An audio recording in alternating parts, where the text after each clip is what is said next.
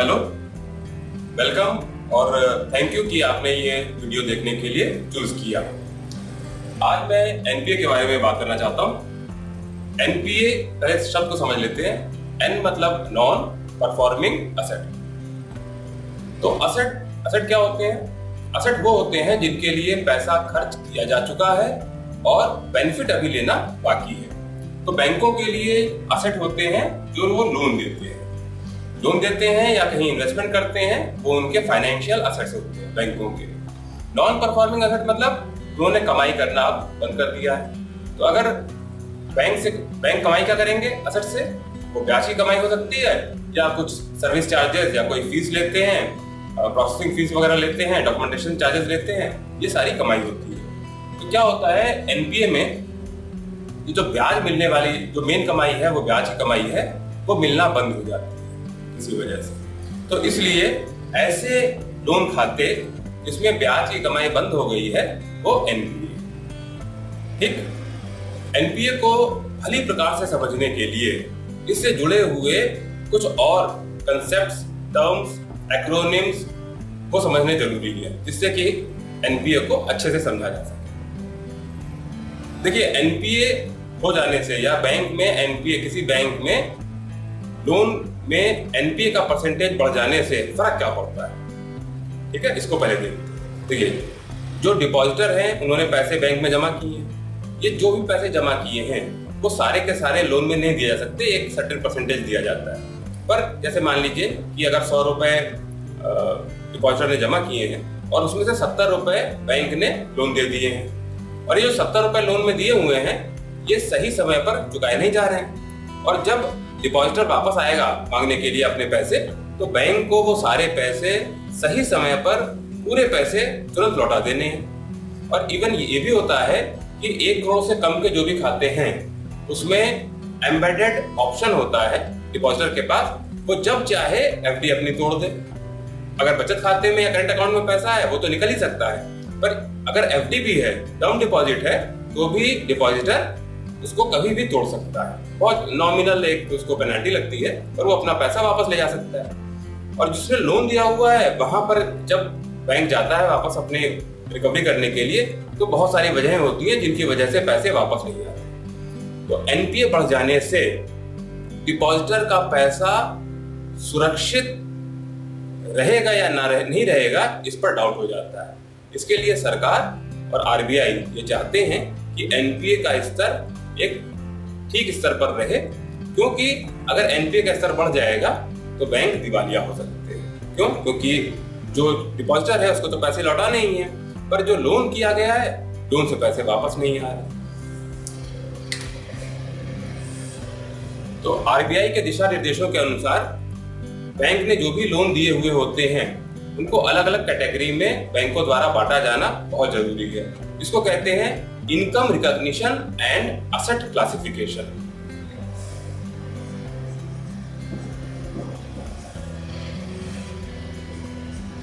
आईरैक norms, income recognition and asset classification, यानी कि income कितनी आ रही है उस हिसाब से उनको क्लासिफाई करना है। तो इस हिसाब से बैंक अपने लोन असेट्स को कई भागों में बांटते हैं जो सबसे ठीक है, एकदम बिल्कुल ठीक है, पैसा उनमें पूरा आ रहा है, समय से आ रहा है, उनको कहते हैं स्टैंडर्ड।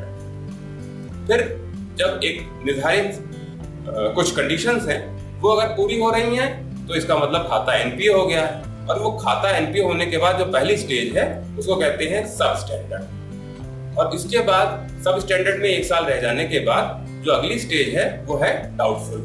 डाउटफुल के अंदर भी स्टेजेस हैं, जैसे डाउटफुल 1, डाउटफुल 2 और डाउटफुल 3। तो सब स्टैंडर्ड के बाद 1 साल तक खाता डाउटफुल 1 में रहता है।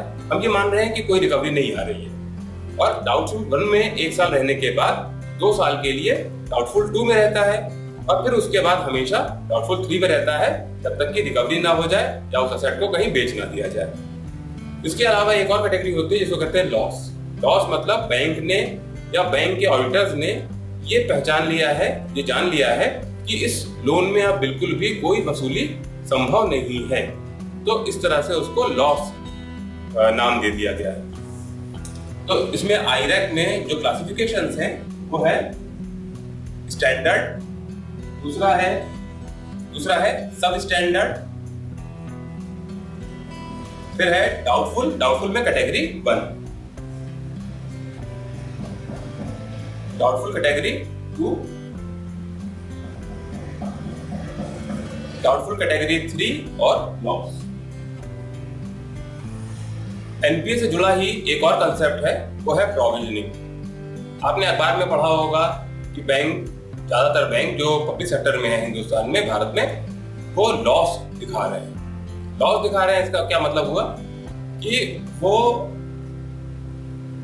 जो लोन खराब हो गए हैं उनके लिए कुछ पैसा अपने पास से निकाल के अलग रखते हैं, जिससे कि डिपॉजिटर का पैसा वापस लौटाया जा सके। इसको कहते हैं प्रोविजनिंग। प्रोविजनिंग उस खर्चे को कहते हैं जिसका सही अमाउंट अभी पता नहीं है, पर इस अकाउंटिंग पीरियड में जो अभी बीता है उसमें वो खर्चा हुआ जरूर है, यानी कि वो खर्चा या नुकसान उस पीरियड को में हुआ ऐसा कहा जा सकता है, पर एग्जैक्टली कितना हुआ ये पता नहीं है, वो बाद में पता चलेगा। तो ऐसे कोई अगर पैसा निकाल के रखा जाता है उसको कहते हैं प्रोविजनिंग। तो खराब लोन खातों के लिए जो प्रोविजनिंग की जाती है उसकी वजह से ज्यादातर सरकारी बैंक लॉस दिखा रहे हैं। प्रोविजनिंग का मतलब हम ऐसे समझ सकते हैं कि पैसे वापस लोन जब दे दिया तो लोन के वापस आने की संभावना कुछ कम हो गई है। तो जितनी कम हो गई है लोन के वापस आने की संभावना, यानी नुकसान की जो संभावना हो गई है, उस नुकसान को हमें बुक कर लेना। वास्तव में अभी हो सकता है बाद में पैसे आ जाएं तो नुकसान नहीं होगा, पर अभी एक अनुमान लगाया जा रहा है और उसके लिए प्रोविजनिंग की जा रही है। तो ये प्रोविजनिंग अभी इस समय फिलहाल एक निश्चित प्रतिशत के अनुसार की जाती है, पर आगे आने वाले समय में जब Indian accounting standards IFRS converge Indian accounting standards जब लागू हो जाएंगे तो इसको जो लॉस होने वाले हैं उसकी गणना करके अलग अलग किया जाएगा किसी निश्चित प्रतिशत के हिसाब से। अभी प्रतिशत के हिसाब से, जैसे अभी सब स्टैंडर्ड में 15%,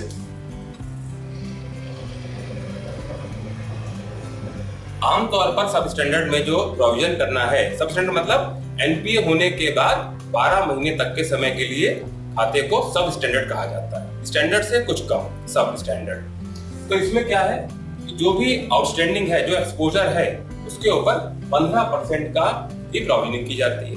मान लीजिए ये जो आउटस्टैंडिंग जो लोन है ये अनसिक्योर्ड है। अनसिक्योर्ड का मतलब होता है कि जब एक्सपोजर के 10% से भी कम सिक्योरिटी अवेलेबल रहती है उसको कहते हैं अनसिक्योर्ड। तो अगर ये सब स्टैंडर्ड जो अकाउंट है उसमें सिक्योरिटी नहीं है या 10% से कम है तो उसको मानेंगे अनसिक्योर्ड। अनसिक्योर्ड होने की दशा में 10% की प्रोविजनिंग एक्स्ट्रा करनी है। इसका क्या मतलब हुआ, अगर अनसिक्योर्ड है तो 25% प्रोविजनिंग है।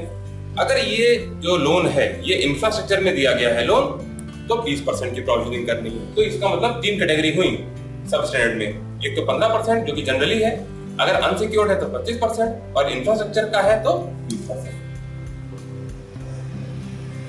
इसके अलावा जो स्टैंडर्ड खाते हैं उनमें भी प्रोविजनिंग करनी है। क्यों? क्योंकि वो अगर खराब हो जाए तो इसके लिए प्रोविजनिंग करनी है, कम करनी है बहुत। आमतौर पर सभी खातों में जो कि स्टैंडर्ड है उनमें 0.40% के हिसाब से प्रोविजनिंग करनी है। मैं इसको लिख नहीं रहा, स्टैंडर्ड में करनी है 0.4% के हिसाब से आम खातों में, और अगर वो MSME के हैं या एग्रीकल्चर के हैं तो 0.25% करनी है। अगर वो कॉमर्शियल रियल एस्टेट है तो 1% की करनी है। अगर वो कॉमर्शियल रियल एस्टेट है पर रेजिडेंशियल हाउसिंग के लिए दिया गया है तो उसमें 0.75% करनी है।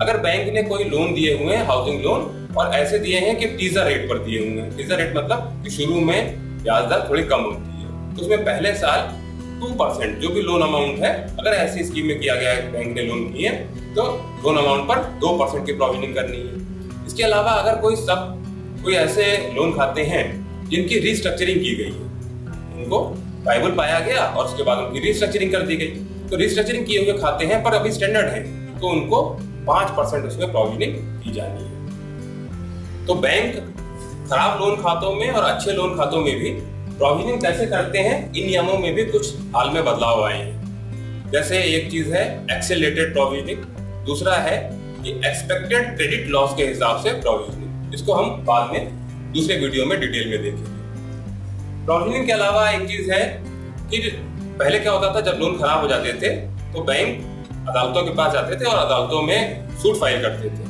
जिसमें बहुत समय लगता था और पैसे भी लगते थे। तो जो ट्रेडिशनल अदालतें थी उसमें सिविल कोर्ट्स उसमें जाते थे। पर बाद में एक कानून पास हो गया 1993 में, और उसके बाद से डेट रिकवरी ट्रिब्यूनल, जो कि बैंक और फाइनेंशियल इंस्टीट्यूशन के लिए ही खास बनाए गए हैं, वो स्थापित हो गए और 10 लाख रुपए से ऊपर के मामले डीआरटी के सामने जाने लगे। तो भारत में कितने डीआरटी हैं भारत में, और डीआरटी का जो एक अपीलेट अथॉरिटी होती है वो DRAT होती है। तो एनपीए के बारे में एक ये भी चीज जानने वाली हो गई कि उनके लिए लीगल रिकोर्स क्या है। अगर एनपीए की वसूली करनी है कानूनी माध्यम से तो उसके लिए वसूली क्या है, कौन सी कोर्ट्स है, वो कोर्ट है DRT। और इनकी डीआरटी की जो अपीलेट अथॉरिटी है वो है DRAT।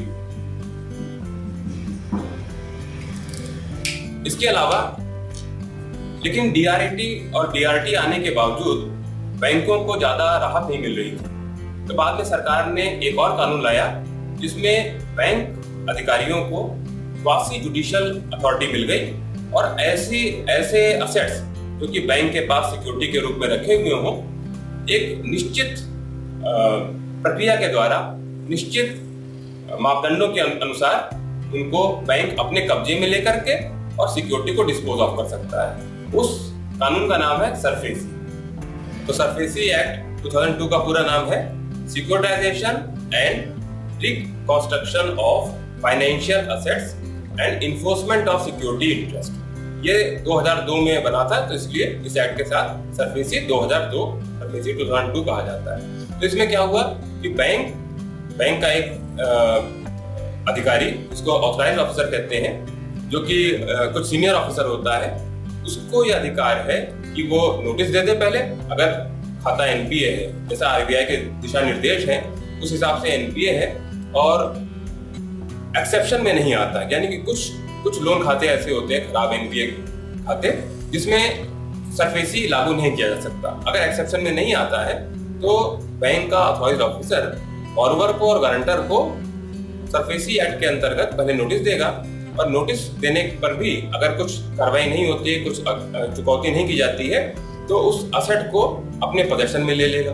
पोजेशन में लेने के बाद वो ई ऑक्शन करेगा उसका। अभी ये फाइनेंस मिनिस्ट्री की गाइडलाइन है कि जो पोजेशन में लिया गया है उसको आप ऑक्शन करिए। तो इस तरह से ऑक्शन करके और लोन की अदायगी सुनिश्चित कर ली जाती है। तो ये सरफेसी के बारे में भी बैंक वालों को जानना जरूरी है।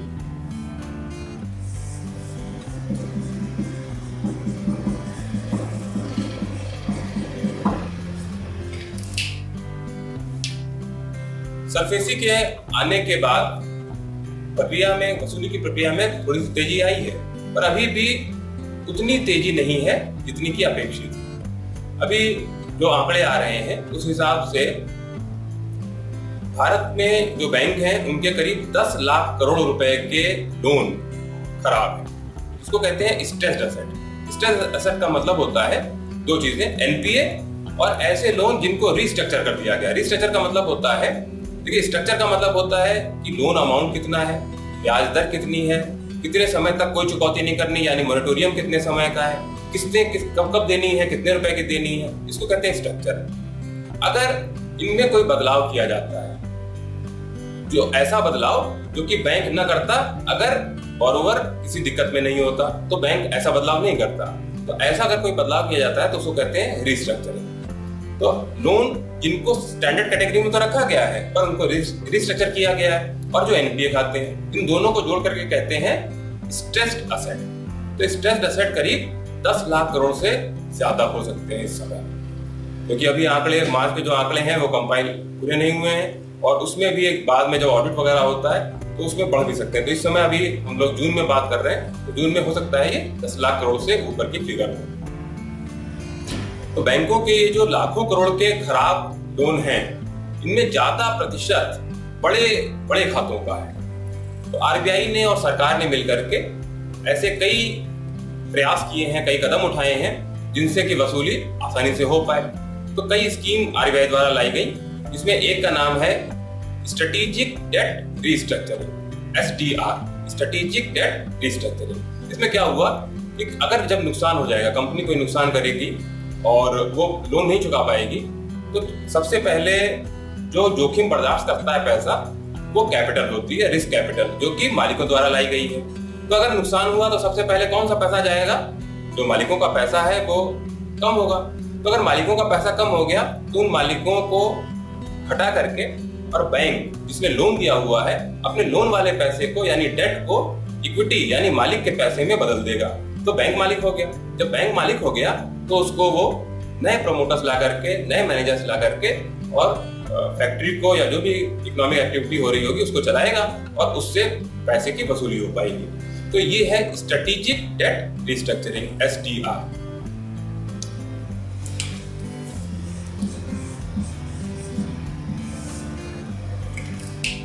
पर ये स्कीम भी बहुत ज्यादा सक्सेसफुल नहीं हुई, तो उसके बाद एक इसका संशोधित वर्जन लाया गया बाद में और उसका नाम है S4A।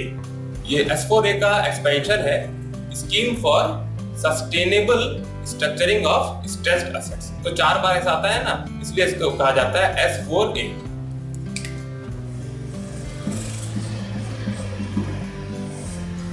एक बार और मैं दोहरा देता हूं उसका नाम, scheme for sustainable structuring of stressed assets.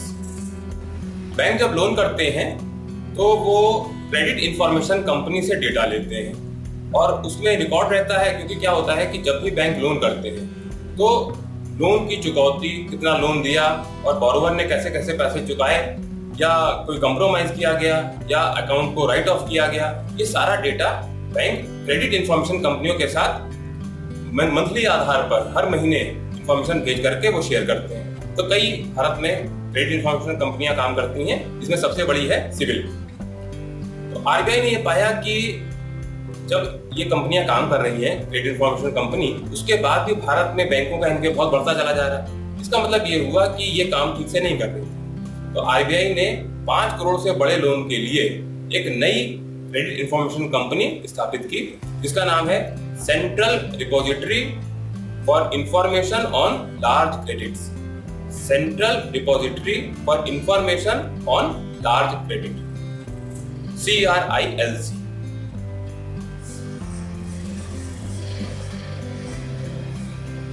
तो इसको कुछ लोग क्रिल की भी पढ़ते हैं, CRILC।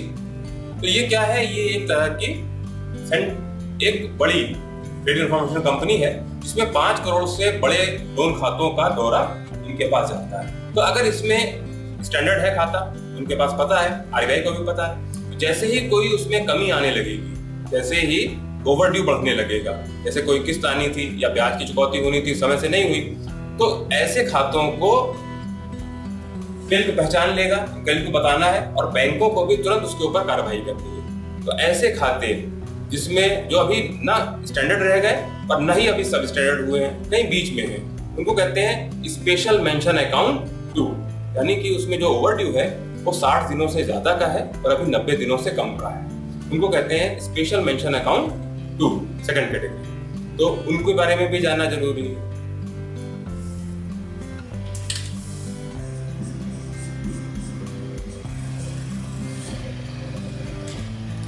हाल ही में एक नया कानून पास हुआ था पिछले साल, इसका नाम है insolvency and bankruptcy code of India, ठीक है ना। तो ये इसकी मदद से कंपनियां जो दिवालिया घोषित की जानी है, अगर मान लीजिए कोई कंपनी है उसने लोन लिया हुआ है और वो लोन की चुकौती नहीं कर रही है, तो बैंकों को ये अधिकार मिल गया है कि वो नेशनल कंपनी लॉ ट्रिब्यूनल, ये एक संस्था है जो कि नई बनाई गई है, नेशनल कंपनी लॉ ट्रिब्यूनल, उसके पास जाकर के इस कंपनी को दिवालिया घोषित करवा सकते हैं। तो सबसे पहले हिंदुस्तान में दिसंबर 2016 में एक कंपनी के खिलाफ बैंक गए थे NCLT के पास। उस कंपनी का नाम था इनोवेंशन इंडिया लिमिटेड। उसके बाद से 2 दर्जन से ज्यादा कंपनियों के खिलाफ बैंक जा चुके हैं नेशनल कंपनी लॉ ट्रिब्यूनल में, उन कंपनियों को दिवालिया घोषित करने के लिए। तो इसका भी बड़ा योगदान हो सकता है एनपीए की वसूली में।